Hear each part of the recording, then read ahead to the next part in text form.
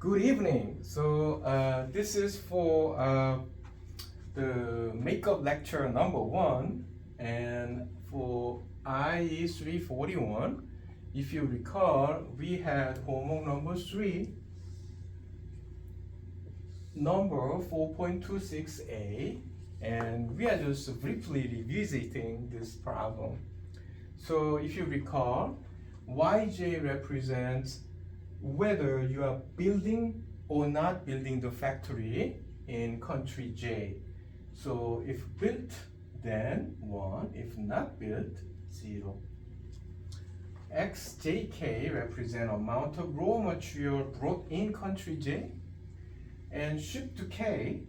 So this is the raw material equation, and sjk is the amount of product produced in J and sold in K.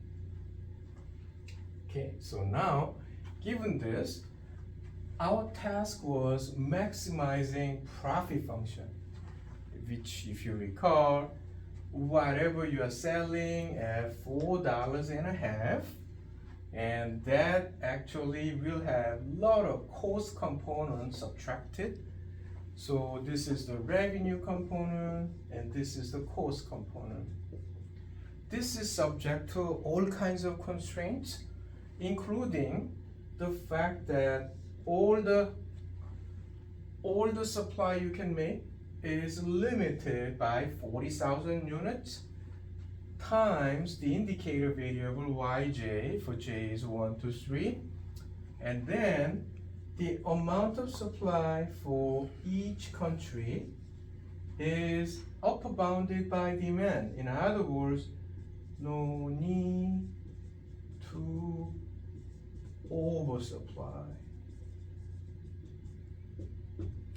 And then we have other constraints like balance equation. Somehow raw material and the final product must match. And we have an interesting case of $1 times x22 plus $1.1 times s22 is limited by half of some large quantity. But if you look into very carefully, what happened is this is only input-output cost from site 2. And this is input-output cost of all costs at 2, including all the things that are brought in from outside. And notice also that they exclude shipping. Somehow shipping is not included. Now, it is possible to pose a question of any component of formulation representing etc. etc. For example, can you tell from this massive formulation? Oh, it's massive because there are a lot of equations and inequalities I skipped. But anyway, can you find the component of this massive mathematical programming that represent efficiency? Okay, I'll pause and maybe in 20 seconds, see if you can indicate where and why, right?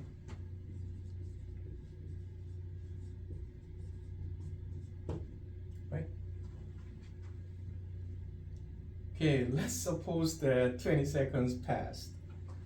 I would suggest that for efficiency, I will go here. When you optimize, you will find a solution that you cannot have more profit than that. In other words, you will have profit that is maximized. So it is efficient.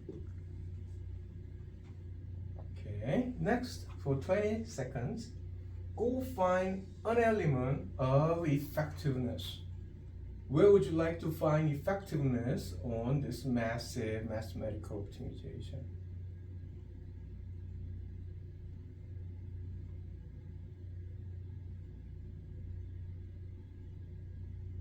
Okay, so for the effectiveness, I picked this one.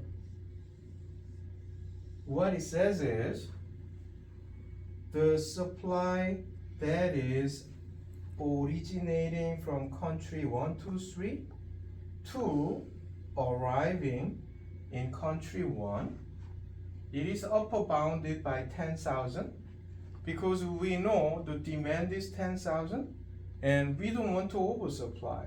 So this is why this is an example of effectiveness. Okay.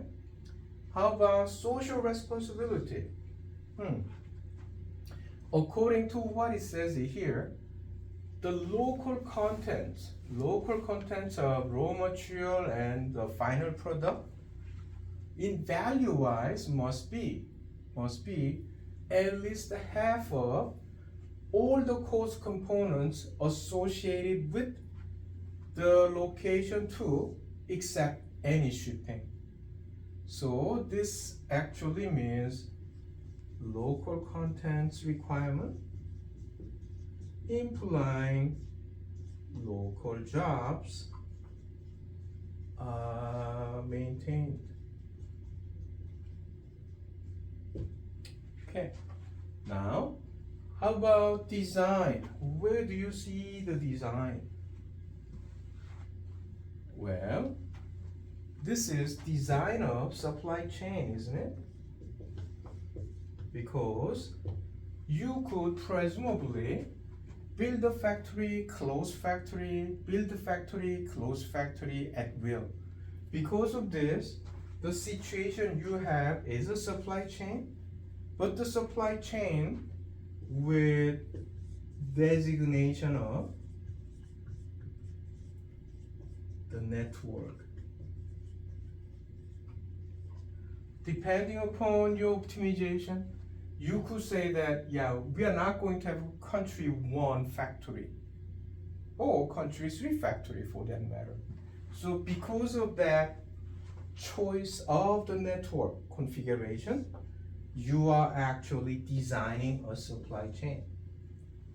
Now, if you recall the lecture I had on Wednesday of November 29th, there are many other attributes that actually are mapping to some component of this massive mathematical programming problem. I'm hoping that you can do some exercise and find out what else is missing. Okay, I'm hoping that this will help you with quiz